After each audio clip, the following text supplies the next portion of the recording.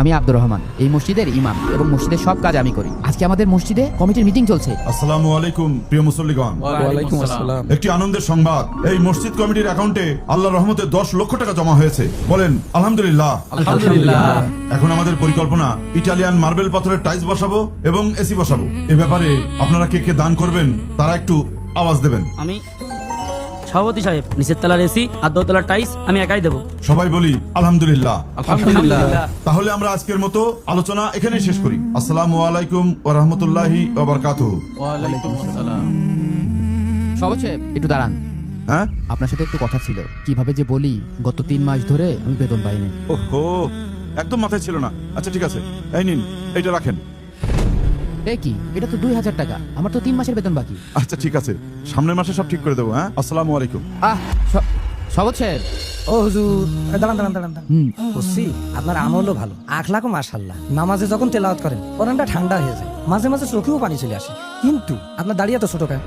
এত ছোট ছোট করে দাড়ি রাখেন কেন? ভাই, যেমন বেতন তেমন দাড়ি। সভাপতি সাহেবের কাছে যাই বলেন বেতন বাড়াতি, দেখবেন দাড়ি এত বড় হয়ে গেছে। হুজুরের টাকা তো বরকত আছে। হ্যাঁ তাই তো, হুজুরদের টাকায় তো অনেক বরকত। চাউল 75 টাকা কেজি, ডাউল 125 টাকা কেজি। আমি যদি দোকানদারের কাছে যাই বলি যে ভাই আমি মসজিদের ইমাম সাহেব, আমার কাছে বরকতের কার্ড আছে, কম রাখবে? তা আবার কেউ রাখে নাকি? ঠিক আছে, উচিত জবাব দিস। দাড়িওয়ালা হুজুর দেখলেই মানে ওকে চুলকানি শুরু হয়ে যায়। লুত্তর ভাই, হ্যাঁ? ওই 2 তলার ওই এসিটার কাজটা হয়ে গেলেই আল্লাহ দিলে 3 তলা ও 4 তলার কাজটা ধরবো আর কি। মাশাআল্লাহ। কিন্তু একটা জিনিস চোখে পড়লো না, ইমাম সাহেবের থাকার জায়গা কোথায় করলেন? ওই যে সিঁড়ি ঘরের নিচেই। 2 কোটি টাকা ব্যয় করে বিদেশি মার্বেল টাইলস লাগাইলেন, এসি লাগাইলেন, আর ইমাম সাহেবের থাকার জায়গা করলেন সিঁড়ির নিচে। ভাই, এদেশের সমস্ত মসজিদে ইমাম সাহেবদের থাকার জন্য ওই একই ব্যবস্থা। চলো তো। আসসালামু আলাইকুম সভাপতি সাহেব। আরে ওয়ালাইকুম আসসালাম, আপনারই তো খুঁজছি। আমার ওই ছেলে ঢাকায় একটা বড় কোম্পানিতে ইন্টারভিউ দিতে গিয়েছে। এই নেন 1000 টাকা রাখেন, আর ওই জুম্মার দিন নামাজের পরে একটু দোয়া করবেন। ঠিক আছে সভাপতি সাহেব, আসসালামু আলাইকুম।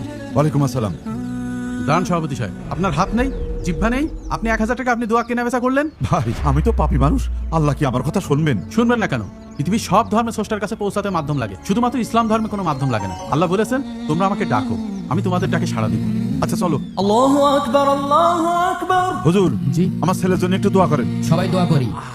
আল্লাহুম্মা আমিন ইয়া রাব্বুল আলামিন।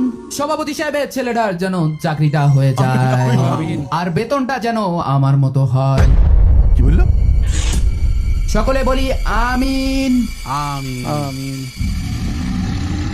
হুজুর, এটা কি করলেন আপনি? আমার ছেলের জন্য দোয়া করলেন না বদদোয়া করলেন? বদদোয়া করব কেন? আমি যদি 3000 টাকায় সংসার চালাতে পারি, আপনার ছেলের সংসার চলতে পারবে না কেন?